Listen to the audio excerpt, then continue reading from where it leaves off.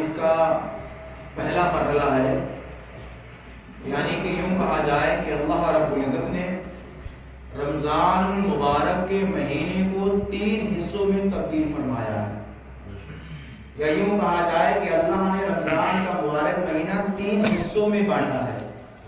اور جب رمضان خطبہ جمعہ میں پڑھا جاتا ہے تو اس کے اندر بھی یہ حدیث پاک ہوتی ہے کہ اولہ رحمت، یعنی پہلا جو عشرہ ہے وہ رحمت کا ہے، اس کو عشرہ بولتے ہیں، یعنی 1 رمضان سے لے کر 10 رمضان تک یہ ہو گیا پہلا عشرہ۔ کیا ہو گیا یہ؟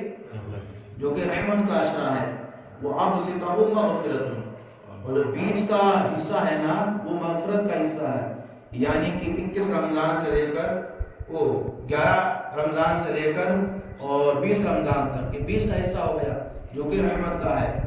آخری عشرہ و آخر عتق من النیران، اور آخری حصہ جو ہے وہ جہنم سے آزادی کا ہے،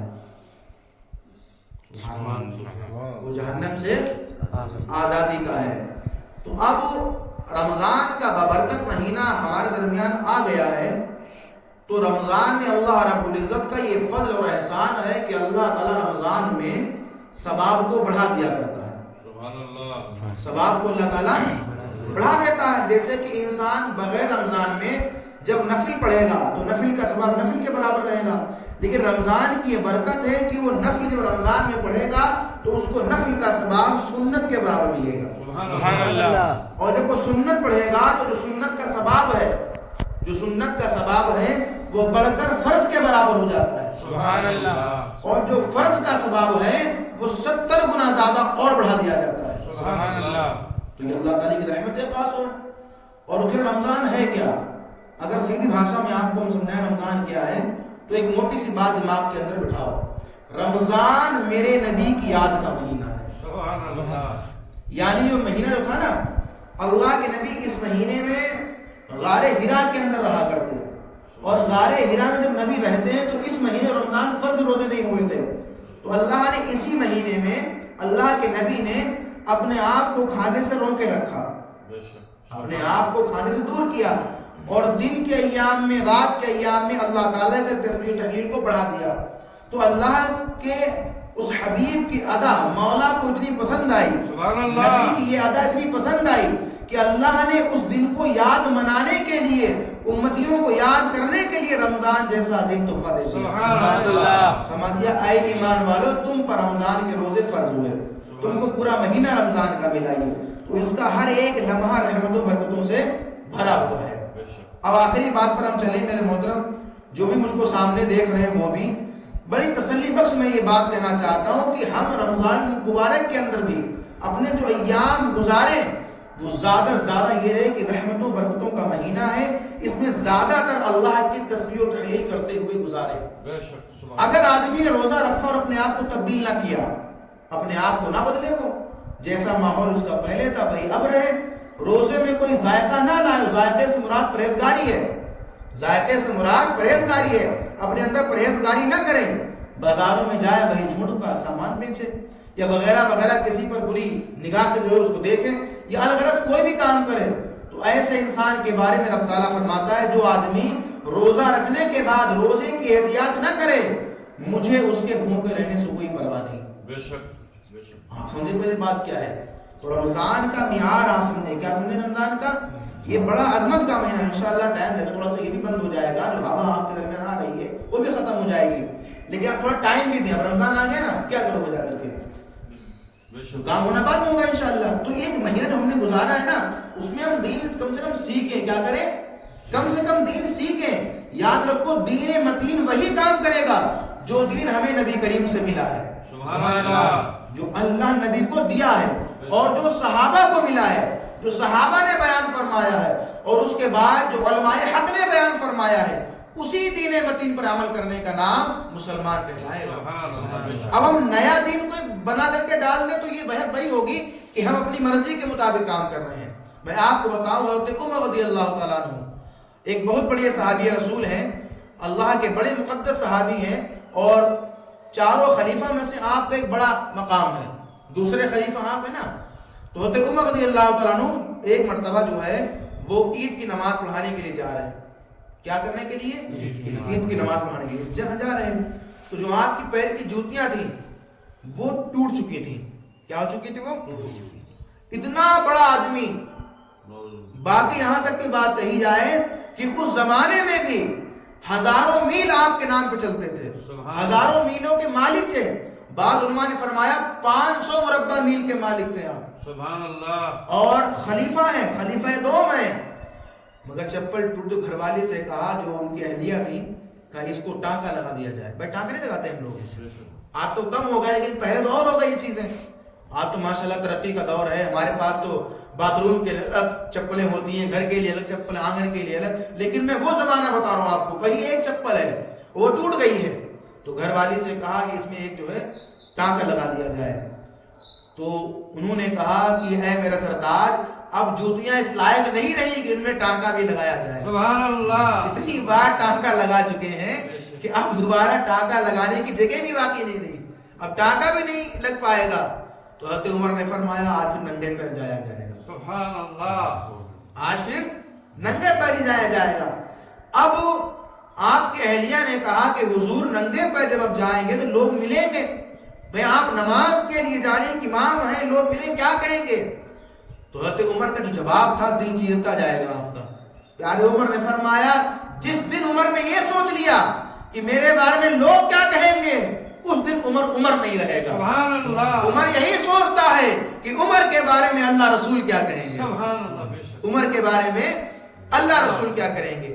تو ہمیں اسلام وہی عمل کرنا ہے, کوئی نیا دین لے کر کے نہیں آئے ہیں ہم. بات سمجھو, ہمارے مدرسے کا نام منظر اسلام, جو کہ حضور اعلیٰ حضرت نے اپنے بریلی کے اندر شائع کیا. تقریباً 100 سال تو آپ کو دنیا سے پردہ کرتے ہو گئے. کتنے؟ اور اپنی زندگی سے تقریباً 50 یا جو ہے 45 سال پہلے وہ قائم کیا, جہاں سے بڑے بڑے علماء قائم ہوئے. تو ظاہر سی بات یہ کہ اب دین سکھانے کے لیے نیا دین تھوڑی آئے گا. جو دین اسلام قرآن و حدیث سے ہے ہمیں اسی پر عمل کرنا ہے. اس پر عمل کرنا ہے جو قرآن و حدیث کا ہے. اور جب اپنی مرضی کا ہم دین استعمال کریں گے تو ظاہر سی بات یہی ہے ہم ان میں سے ہو جائیں گے جو کفار و مشرکین اپنی مرضی کے تحت کیا کرتے. تو اللہ نے فرمایا کہ اپنی مرضی کے مطابق نہ چلو, اور اللہ کے نبی بیان کرتے کرتے یہ بات کہتے ہیں, سن لو, نصیحت ہے یہ کہ جس بات کو کرنے کا حکم کروں اسے کیا کرو, اور جس بات کو منع کرنے کا حکم دوں اس سے باز آ جایا کرو. زیادہ سوال نہ کیا کرو. پہلے کی امتیں زیادہ سوال کرنے کی بنا پر جو ہے اسلام سے خارج ہو گئی. جیسے کہ آپ دیکھتے ہوں گے اپنے یہاں کا, میں آپ کو بتاؤں ماحول کیا ہے. بہار شہید بڑی بڑی کتابیں ہوتی ہیں, علماء نے ایک فتویٰ جاری کر دیا اس میں, بلکہ یہ کہا جائے ایک مسئلہ جاری کیا. کیا ہے کہ سحری کا ٹائم اور جو ایک فجر کا ٹائم ہوتا ہے اس میں ایک احتیاط ہونا چاہیے, ایک بیلنس ہونا چاہیے. جیسے کہ اب سحری کا ٹائم ختم ہوا, اب بندے کو اذان پڑھنی ہے, تو علماء فرماتے ہیں اس اذان اور سحری کے ٹائم میں کم سے کم 5 منٹ کا وقفہ ہونا چاہیے. ایک ہمارے بڑے عزیز دوست ہیں جن کا نام ہے مفتی محمد رضا مرکزی, جو کہ حضور ازلی میاں کے یہاں سے فارغ ہوئے ہیں اور آج ممبئی کے اندر مالیگاؤں پڑتا ہے, وہاں وہ کام کرتے ہیں ماشاءاللہ, بڑے قابل آدمی ہیں. تو ان کا تو یہ اشتہار باقاعدہ سوشل میڈیا اور اس کے علاوہ کہا جائے جو اخبارات ہوتے ہیں اردو اخبار کے اندر شائع ہوتا ہے, ایک نصیحت کے طور پر کہ یہ ائمہ کو, جو مسجد کے ائمہ ہوتے ہیں ان کو, اور جو اذان دینے والے ان پر احتیاط ہونی چاہیے, کہ ان کو خبر ہونی چاہیے کہ دین مسائل ہوتے کیا ہیں. اب وہی بات رہے کہ اگر یہ لوگ مسئلے نہیں بتائیں گے اور مرضی کے مطابق ہوگا تو پھر دین تو دین نہیں رہے گا نا, وہ تو مرضی کے مطابق کا نام ہو جائے گا. تو ہمیں اسی دین پر عمل کرنا ہے جس پر اللہ رسول نے ہم کو گامزن قرار دیا ہے. اور پہلا جملہ جو بھی مجھے سامنے میرے علماء دیکھ رہے ہیں, میرے محترم, آپ کی مساجد کے اندر یا کہیں بھی جب کوئی مسئلہ ایسا آئے تو 2 باتوں کے اندر جواب مکمل کریں. پہلا یہ کہیں کہ میرے محترم جو آپ کا سوال ہے آپ نے کیا ہے, اس کی ہمیں کتاب سے دلیل دے دیجئے. سبحان اللہ. اور اس کتاب سے جس کتاب کو ہمارے علماء حق نے لکھا ہے, وہ کتاب خارجی کی نہ ہو, وہابی کی نہ ہو, اہل حدیث کی نہ ہو, قادیانی کی نہ ہو, بلکہ وہ کتاب ہمارے اماموں کی ہو جو امام اعظم ابو حنیفہ رضی اللہ تعالیٰ عنہ کے مانتے ہیں. وہ کتاب غوث اعظم کی ہو, وہ کتاب اعلیٰ حضرت کی ہو, وہ کتاب مفتی اعظم ہند کی ہو, وہ کتاب تاج الشریعہ کی ہو, وہ کتاب جو ہے صدر الشریعہ کی ہو, وہ کتاب عبد المصطفیٰ کی ہو, وہ کتاب بہول مصطفیٰ کی ہو. یہ تمام علماء ہیں جو ہماری رہنمائی کتابوں کے ذریعے کیا کرتے ہیں. سبحان اللہ اب جب دین صحیح سکھانے والے نہیں ہوں گے پھر حال وہی ہوگا کہ جیسی کرنی ویسی کرنی، مارو گھٹنا پھوٹے سر۔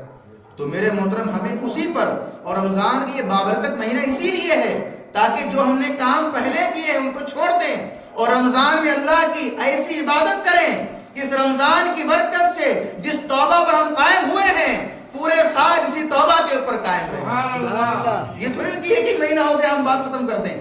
جس رمضان کے مہینہ ہم کو ملا ہے اللہ ہماری ایسی عبادت قبول کرے جو رمضان کا مہینہ جیسا ہم گزار رہے ہیں، اے میرے مولا تجھ سے دعا کرتے ہیں کہ ساری زندگی ایسے مہینے گزارنے کی توفیق عطا فرما۔ سبحان اللہ تو صحابہ کے درمیان یہ جب معیار بنتا ہے نا تب دین کی رہنمائی اور دین کے رہبر اور دین کا صحیح متین پیدا ہوتا ہے۔ میرے محترم آپ حضرات سے دعا یہی کرتا ہوں کہ اس رمضان کے بابرکت مہینے میں اپنے لیے بھی دعا کریں، اپنے بچوں کے لیے کریں، لیکن اس کے ساتھ ساتھ فلسطین کے مسلمانوں کی دعا سمجھو تم پر واجب ہے کرنا۔ آمین ہر نماز میں آپ کریں، فلسطین کے جو مظلوم مسلمان ان کے لیے دعائیں کریں، اور ہمارے ہندوستان کے اندر جو بڑے بڑے علماء ہیں، جو بڑے بڑے عالم ہیں، جو بڑے بڑے مفتی ہیں، ان کے لیے دعا کریں۔ آپ پر واجب ہے کہ اللہ ان کو تمام ظلم و ستم سے اللہ محفوظ فرمائے۔ آمین جو آج ٹارگٹ کر کے گھومتے ہیں علماء کو، علماء دین کو، ان پر یہ تماچا بہت بڑا ہونا چاہیے کہ ہم چاہے ان سے ملے ہوں چاہے نہ ملے ہوں، لیکن جو دین کے رہبر ہوتے ہیں وہ پیروں کے جوتیاں نہیں بلکہ سروں کے تاج ہوتے ہیں۔ بے شک سبحان اللہ ہمیں ان کا رہنما اور رہبر ماننا ہے۔ اللہ تعالیٰ کی بارگاہ میں دعا ہے کہ میرے مولا ہم سب کو صحیح دین متین پر عمل کرنے اور کروانے کی اللہ توفیق عطا فرمائے۔